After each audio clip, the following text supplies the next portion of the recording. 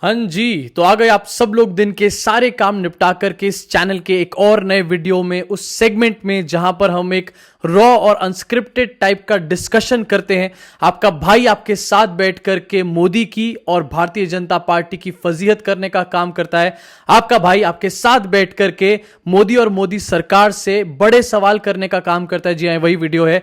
Rules आपको बहुत अच्छे तरीके से अब तक याद हो चुके होंगे। नीचे कमेंट सेक्शन में कमेंट्स नहीं रुकने चाहिए, ताबड़तोड़ तरीके से कमेंट बाजी जारी रहनी चाहिए, क्योंकि यार ये बात मैं बार बार कहता हूं, ये कमेंट सेक्शन नहीं है, ये आपकी भड़ास निकालने का अड्डा है। आपके अंदर जिसके भी अगेंस्ट भड़ास हो पूरी तरीके से निकाल डालिए, चाहे योगी, मोदी, शाह, चाहे गोदी मीडिया या फिर अंधभक्तों के अगेंस्ट जितनी भी भड़ास हो, आप इस भड़ास के अड्डे में बेझिझक तरीके से भड़ास को निकालिए।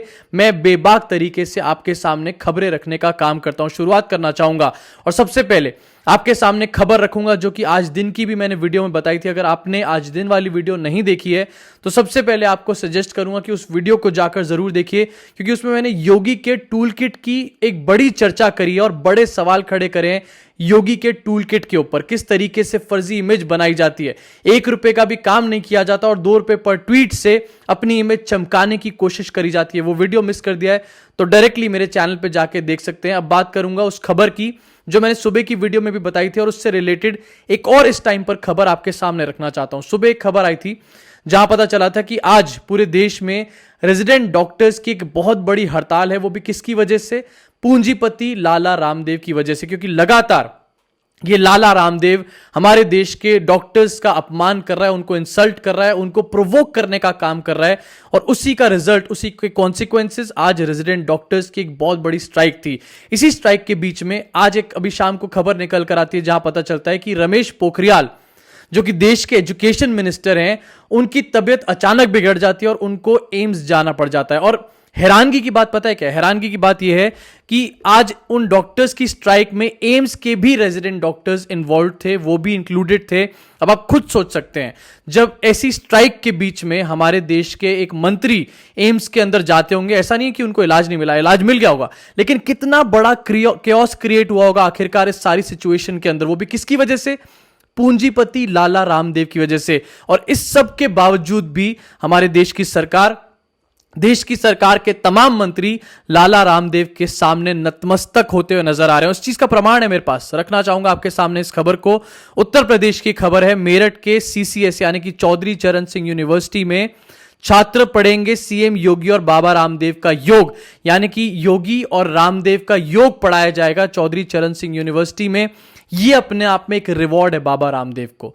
इससे साफ पता चलता है कि इस सिचुएशन के बाद जो लाला रामदेव ने खड़ी कर दी है डॉक्टर्स के सामने, जो अपमान कर करके उनको प्रोवोक करने का काम किया, जिसकी वजह से आज वो एक स्ट्राइक कर रहे हैं, उसके बावजूद भी मोदी सरकार हो या चाहे योगी सरकार हो, वो लाला रामदेव को रिवॉर्ड करती नहीं थक रही है। थोड़े दिन पहले हमने देखा था कि कैसे हरियाणा की सरकार ने लाला रामदेव को एक तोहफा दिया था, इनाम दिया था इस चीज का, और यह कहा था कि आपकी कोरोनिल दवा जो है हरियाणा के अंदर बांटी जाएगी। अनिल विज ने इसका ट्वीट किया था। उसके बाद जब कंट्रोवर्सी क्रिएट हुई तो वो चीज कहीं कहीं ठंडे बक्से में चली गई। आज ये खबर फिर से जुड़ी हुई सामने आती है। जिस दिन स्ट्राइक है उस दिन ये खबर जुड़ी हुई सामने आती है कि बाबा रामदेव का योग पढ़ाया जाएगा चौधरी चरण सिंह यूनिवर्सिटी में मेरठ के अंदर। यह अपने आप में हमारे को दिखाता है कि आखिरकार मोदी सरकार का डॉक्टर्स के ऊपर स्टैंड क्या है। वो लोग, वो तमाम बीजेपी के सपोर्टर्स डॉक्टर्स, उनसे मैं पूछना चाहता हूं और उनको मैसेज देना चाहता हूं कि जिस तरीके से भारतीय जनता पार्टी आपको बेवकूफ बना रही है, या फिर तो आप चाहकर भी बेवकूफ बन रहे हैं, या फिर शायद आप समझ ही नहीं पा रहे हैं कि बीजेपी आपके साथ क्या कर रही है, प्लीज अपनी आंखें खोलिए और रियलिटी को एक्सेप्ट करने का काम करिए। ये लगातार आपको जूते मारेंगे, आपको इंसल्ट करेंगे, आपको जलील करेंगे और उसके बाद नाटक के तौर पे बोलेंगे कि हम लोग आपके साथ खड़े हैं, आपके लिए ताली और थाली बजाने के लिए खड़े हैं। पहले ये खबर आपके सामने रखना चाहता था। अब 1-2 चीजें और हैं जो आपके सामने रखूंगा, उसके बाद कंप्लीटली उत्तर प्रदेश के बारे में बात करेंगे, क्योंकि उत्तर प्रदेश के अंदर एक ऐसी पॉलिटिकल क्राइसिस चल रही है जिसके बारे में कोई बात नहीं कर रहा, लेकिन बहुत ही मेजर क्राइसिस है। ये इतनी मेजर क्राइसिस है कि बीजेपी, यूपी क्या पूरी बीजेपी के अंदर एक दो फाड़ हो सकते हैं। एक पूरी टीम बनाई गई है, बकायदा नेशनल बीजेपी के यूनिट ने एक पूरी टीम बनाई है 2 लोगों की, और एक फीडबैक लेने के लिए इस टाइम पर भेजा हुआ है उत्तर प्रदेश के अंदर। किसके ऊपर फीडबैक? योगी आदित्यनाथ के ऊपर फीडबैक। केशव प्रसाद मौर्य, इनके जो दोनों डिप्टी सीएम हैं और इनके जो सीएम हैं, उनके ऊपर फीडबैक लेने के लिए मोदी और अमित शाह ने अपनी एक टीम बना करके भेज रखी है और इसके बारे में कोई चर्चा नहीं कर रहा। और ये सिर्फ एक चैनल पे नहीं, ऐसा नहीं कि सिर्फ एनडीटीवी या फिर किसी इस टाइप के चैनल पर है जो कि निष्पक्ष तरीके से बातें करता हो। इस टाइम पर कुछ गोदी मीडिया वाले भी खिंचाई कर रहे हैं इस चीज को लेकर। क्या स्टेटस है आखिरकार योगी आदित्यनाथ की, क्या औकात है पार्टी के अंदर, ये साफ साफ कहीं ना कहीं इन सब खबरों के माध्यम से हमारे को पता चल रहा है। कमेंट, आप अपने राय भी नीचे कमेंट में रख सकते हैं कि क्या आपको लगता है बाबा रामदेव, ये जो पूंजीपति लाला रामदेव है, इसको सम्मान देके बार बार सरकार क्या प्रूव करना चाह रही है। अब आपके सामने एक ग्राफिक रखूंगा सोनिया गांधी से रिलेटेड। आज सुबह मैं एक ग्रुप में हूं जहां पर तमाम अंधभक्तों की टोली भरी पड़ी है। उस ग्रुप में एक मैसेज आता है और ये जो आप तस्वीर देख रहे हैं अपने स्क्रीन पे, उसमें से ऊपर नीचे वाली जो तस्वीर है सोनिया गांधी की, उसमें एक पीछे शेल्फ के अंदर किताब रखी गई है। शेल्फ के अंदर जो किताब रखी गई है उसके ऊपर एरो लगाया जाता है, जो मेरे पास भी सुबह अंधभक्तों के मैसेज ग्रुप में मैसेज आया। उसमें सोनिया गांधी की तस्वीर और ये लिखा हुआ था नीचे कि पीछे के शेल्फ में पड़ी हुई किताब को देखें। जब मैंने जूम करके देखा तो मैंने देखा कि उस पर लिखा हुआ है how to convert India into Christian nation. इस चीज का टाइटल किताब के ऊपर लिखा हुआ था। ये किताब को जब मैंने जूम करके देखा इस शेल्फ में तो मैं तभी समझ गया था कि ये फेक न्यूज है और ये फोटोशॉप करके बनाई गई है। बीजेपी के चड्डीधारी चिंटुओं, 2 रुपए वाले आईटी सेल, इनकी गलती नहीं है। जब इतने कम पैसे मिलते हैं तो आखिरकार स्किल कैसे मिलेगी? देखिए, आपको जब ज्यादा अच्छी चीज, प्रोडक्ट अच्छा चाहिए होता है तो आपको पैसा खर्च करना पड़ता है। जब पैसे ही नहीं खर्च करोगे तुम तो आखिरकार प्रोडक्ट भी बेकार ही मिलेगा। इतना घटिया और इतना चीप लेवल और रद्दी फोटोशॉप मैंने आज तक नहीं देखा होगा। ऐसा फोटोशॉप जो मैंने पहली नजर में पकड़ लिया, इतना वेग, इतना घटिया तरीके से काम करा हुआ। थोड़ी देर में पता चलता है इंडिया टुडे के माध्यम से, जो आप अपने स्क्रीन पे ग्राफिक देख रहे हैं, इंडिया टुडे के माध्यम से खबर आती है कि जो बुक रखी गई थी और जिसमें लिखा हुआ था कि how to convert India into Christian nation, वो एक झूठी न्यूज थी, एक फोटोशॉप फोटो थी, वो नकली थी, फर्जी थी पूरी तरीके से। अब पॉइंट यहां पर यह नहीं है कि मैं सोनिया गांधी को डिफेंड कर रहा हूं, बचा रहा हूं या फिर कुछ कर रहा हूं। पॉइंट यहां पर यह है कि ये लोग, बीजेपी आईटी सेल वाले लोग और बीजेपी के तमाम बड़े बड़े नेता ऐसी मेंटालिटी रखते हैं कि ऐसी ऐसी हरकतों से रोज देश का ध्यान डाइवर्ट करा जाए, किस तरीके से रोज लोगों को बेवकूफ बनाया जाए कि देखो सोनिया गांधी तो पूरे देश को एक क्रिश्चियन नेशन में बदलने चली है। लेकिन सच्चाई क्या है? सच्चाई है कि हमारी जीडीपी जो है वो -7.3 पे पहुंच चुकी है और इसके बारे में कोई बात ना करे, इसलिए सोनिया गांधी के ऊपर कीचड़ उछालो। मैं सोनिया गांधी को बचाने नहीं आया वहां पे, मैं यहां पर आपको बीजेपी की असलियत दिखाने आया हूं। उस अंधभक्तों वाले ग्रुप में मैंने ये जो ग्राफिक है आपके सामने लगा हुआ ये नहीं डाला, क्योंकि मुझे पता था कि ये लोग इतने बेवकूफ हैं कि इनको ये बात समझ शायद आएगी नहीं। लेकिन आपके सामने मैं इस बात को रखना चाहता हूं कि रोज रोज आखिरकार किस तरीके से देश का ध्यान भटकाया जाता है। कभी सोनिया गांधी के नाम पे भटकाया जाएगा, कभी अखिलेश यादव के, कभी अरविंद केजरीवाल के, कभी ममता बनर्जी के। लगातार आपके सामने यही तमाशा, ये ड्रामा चलता रहेगा। इन सब में, इन कायरों में इतनी हिम्मत नहीं है कि इन सब चीजों को छोड़कर कुछ दिनों के लिए अपने देश के बारे में बात कर ली जाए, और इसीलिए हमारा देश लगातार पिछड़ता जा रहा है। ये ग्राफिक आपको दिखाना चाहता था, आपके सामने रखना चाहता था। अब बात करना चाहूंगा अर्थव्यवस्था की, क्योंकि इसी को टालने के लिए ऐसे चीप ग्राफिक्स, चीप फोटोशॉप वाले ग्राफिक्स हमको देखने को मिलते हैं। अर्थव्यवस्था की बात करी जाए तो -7.3 का आंकड़ा तो आया ही आया है, लेकिन इस ग्राफिक को देखिए, इस पूरे चार्ट को देखिए अपने सामने, ग्राफ को, तो आपको पता चलेगा कि पिछले 5 साल में हमारी जो अर्थव्यवस्था है लगातार नीचे जाती जा रही है। कोरोना की बात कर लेते हैं। साल 2019-2020 में डेफिनेटली फर्क पड़ा होगा, साल 2021 में तो पूरी तरीके से फर्क पड़ा होगा। लेकिन क्या 16-17 में भी कोरोना था? क्या 17-18 में भी था? क्या 18-19 में भी था? क्योंकि इन सभी तमाम सालों में हमारे देश की जो जीडीपी ग्रोथ रेट है वो लगातार 8.26 से 7.04, फिर 6.12, फिर उसके बाद कोरोना जब सामने आया तो 4.2 और -7.3 सामने आती है। तो मैं पूछना चाहता हूं बीजेपी के लोगों से, अंधभक्तों से, मोदी जी से, मोदी के जितने भी सलाहकार हैं जो कि शायद आज तक और एबीपी न्यूज के बजाय कुछ और देखते ही नहीं है टीवी पे, उनसे पूछना चाहता हूं कि आखिरकार ये कोरोना का इफेक्ट जो आज है, 5 साल पहले कौन सी चीज थी जो हमारे देश की जीडीपी गिरनी शुरू हो चुकी थी? सोचिए, जब मनमोहन सिंह की सरकार थी तो 8 पॉइंट समथिंग जब जीडीपी ग्रोथ रेट आता था तो उस पे भी ये चड्डीधारी चिंटू उछलते थे, हल्ला मचाते थे। बीजेपी के लोग कहते थे, धरना करते थे और कहते थे कि हमारी अर्थव्यवस्था आखिरकार देखो कितनी बुरी तरीके से गिरती जा रही है। ये सब मनमोहन सिंह की वजह से हो रहा है, ये सब सोनिया गांधी की वजह से, कांग्रेस की वजह से हो रहा है। अगेन, मैं किसी कांग्रेस को बचाने के लिए आ नहीं बैठा हूं, ना ही मैं कांग्रेस को बचाऊंगा। अगर कांग्रेस की कभी सरकार आ भी गई ना फ्यूचर में, इसी तरीके से उनसे भी सवाल पूछूंगा। लेकिन यहां पर बात बढ़िया निकल के खड़ी होती है कि जब मनमोहन सिंह की सरकार पे 8 पॉइंट समथिंग पे भी आप हल्ला मचाते थे और ये कहते थे कि हम देश हित की बात कर रहे हैं, हम देश के लिए बात कर रहे हैं, हमारे को देश का भला करना है, तो आज आखिरकार -7.3 में आपको देश का भला कहां से नजर आ रहा है? बताओ कमेंट सेक्शन में मुझे कमेंट करके। ये कुछ खबरें जो आपके सामने रखना चाहता था। बात करूंगा उत्तर प्रदेश के बारे में, पूरी तरीके से उत्तर प्रदेश के बारे में। सबसे पहली खबर आपके सामने, येट अगेन छुपा दी गई बनारस की खबर, काशी विश्वनाथ कॉरिडोर की खबर, जो कि मोदी का ड्रीम प्रोजेक्ट है। Again dream project bullet train की तरह, जो कि कभी हुआ ही नहीं, कोई कभी सच्चाई होती हुई नजर नहीं आ रही। उसमें से खबर निकल कर आई दैनिक भास्कर के माध्यम से।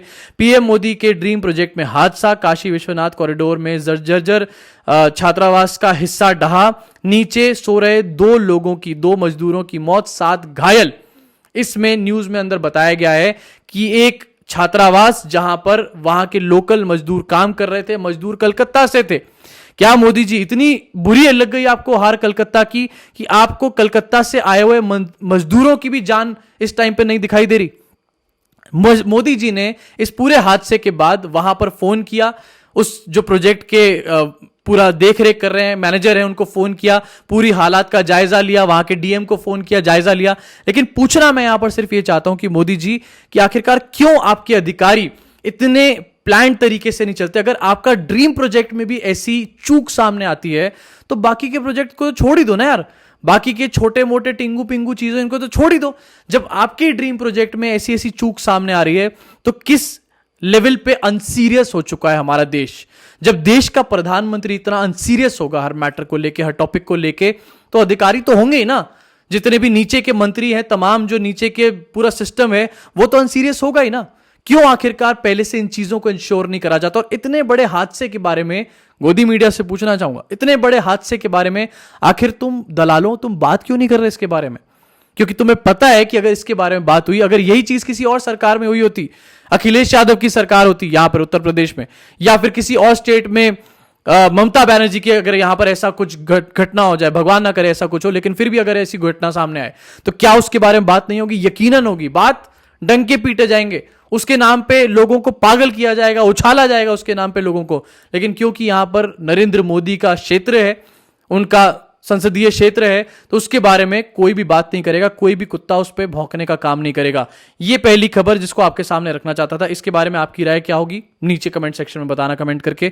दूसरी खबर अडानी से रिलेटेड, मोदी के अडानी से रिलेटेड, वो अडानी जो इतनी तेजी से अमीर हो रहा है, जितनी तेजी से हमारे देश की अर्थव्यवस्था नीचे जा रही है, उतनी उससे ज्यादा तेजी से अडानी का ग्राफ ऊपर जा रहा है। उस अडानी से रिलेटेड एक खबर निकल के आती है। अडानी ग्रुप ने लखनऊ एयरपोर्ट में बढ़ाए चार्जेस, जो ग्राउंड चार्जेस होते हैं उसको बढ़ा दिया है। कितने टाइम्स?